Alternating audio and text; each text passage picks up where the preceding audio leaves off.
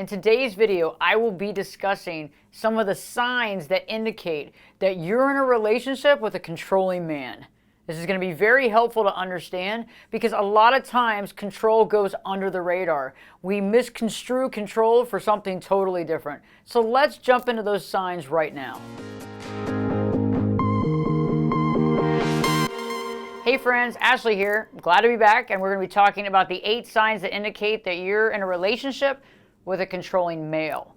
And don't worry, I have another video coming out about if you're in a relationship with a controlling female, but let's jump into these 8 signs right now. The first indication is that you find yourself saying that you're sorry a lot.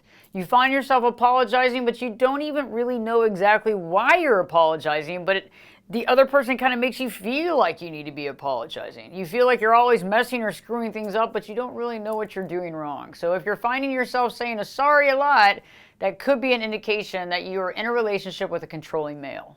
Another indication is that you find yourself hiding things from him, even small things. Perhaps you had a get-together after work that you didn't tell him about because you didn't want to deal with possible blowbacks or questioning of what you were doing. Maybe you got a few calls the other day that you were talking with some friends and you decided not to talk about that either because you just don't know how he's going to react to that information. Another indication is that he seems to be establishing all the rules for the relationship. He establishes these rules, and sometimes the interesting part is that sometimes the rules actually apply to him and sometimes they don't. However, if you don't submit to these rules, you're going to hear about it. Another indication is criticism. It seems that they find ways to criticize you on your choices for what you wear, your choices what you're doing after work, or the choice of friends that you choose. It seems that they feel that it's okay to criticize you on these types of things. An interesting indication is that everything is conditional.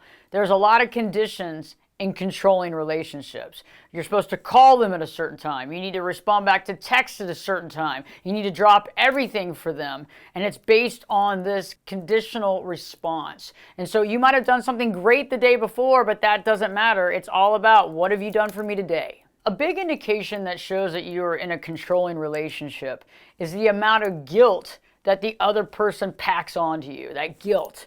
Kind of that guilt and shame. And a lot of that guilt sometimes is packed on when you do something without them. So if you go anywhere without them, they're going to make you feel bad about it. They might reach out and text you a bunch. They might give you the silent treatment. They might be passive aggressive when they see you next. But that guilt starts weighing on you because you feel as though you have to do everything with them. And sometimes it's interesting. You don't want to feel the guilt anymore. So you're just constantly with them so that they don't pour that on you. Another indication is no privacy. There is no privacy, and it comes down to your phone, your text messaging conversations, who you're on the phone with, who are you texting, who were you with the other day, what are you doing at work, what's your schedule, all these questions all the time. And sometimes you might get home, let's say you're living with this person, they want to check your phone immediately. They want to check your phone, or they're wondering why you're not sharing your location with them. I don't understand why we can't share locations. And then they guilt you into not being able to see that information. And if you say, hey, I want some privacy or I don't want to show you my phone, well, what's going on? What do you have to hide? If you're not doing anything wrong and you have nothing to be guilty about, then why can't I look at your phone? And so this is very interesting because in these controlling relationships, the last thing you have is privacy. Last but not least is the time that we can spend on our own, alone. Having that time to rejuvenate, having that time to connect with ourselves and doing things that we want to do on our own. And when we're in a controlling relationship, the idea of having alone time is really taboo. Because if you want to have alone time and then just general alone time, the fact that you want to read a book or you want to go work out or you want to sit at home and just chill with the dog or the cat or something like that and do your own thing, it's questioned. It's unacceptable. Why can't they be there? Why aren't they included? What are you doing that's so bad that they can't be there?